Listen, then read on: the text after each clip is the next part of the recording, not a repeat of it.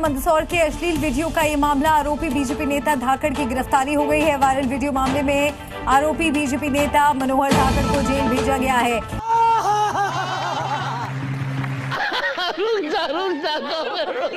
तो भैया देखा, ये बीजेपी के वही संस्कारी नेता मनोहर लाल धाकड़ हैं, जो हाईवे के किनारे गाड़ी खड़ी करके एक्स्ट्रा टूए भी मजा लूट रहे थे।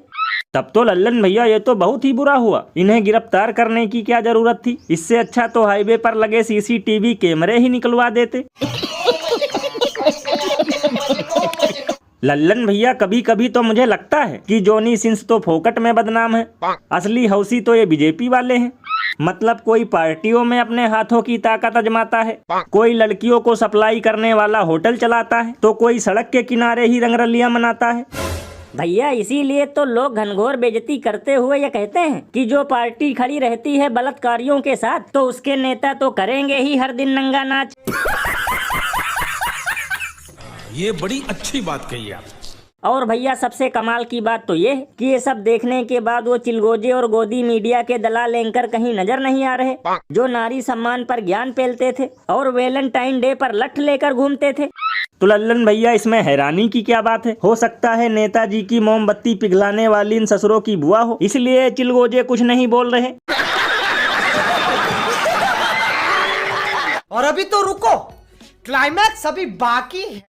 और अगर वहां पर जो हमारी वीरांगनाएं बहन थी, जिनकी मां का सिंदूर छीन लिया गया, अगर उन्होंने अहिल्याबाई का इतिहास पढ़ा होता तो उनके सामने उनके पति को कोई निरपराध इस तरह से गोली नहीं मार सकता था, चाहे वो भी शहीद हो जाती। जोश नहीं था, जज्बा नहीं था, दिल नहीं था। कितने तेजस्वी लोग हैं हमारे पास, कितने शानदार विचार रखते हैं जी। तो भैया सुना, ये बीजेपी नेता रामचंद्र जांगला है, जिनका कहना है कि पहलगाम में महिलाओं ने अपने पतियों को इसलिए खोया क्योंकि उन्होंने आतंकवादियों से डटकर मुकाबला नहीं किया। तब तो भैया हम नेताजी को तुरंत खुद की बहादुरी दिखाने का मौका देना चाहिए और इनकी सिक्योरिटी हटाकर कम से कम 6 महीने के लिए इन्हें कश्मीर भेज देना चाहिए। लल्लन भैया मुझे तो लगता है कि आजकल बीजेपी के सारे नेता सांडों की तरह आवारा हो चुके हैं।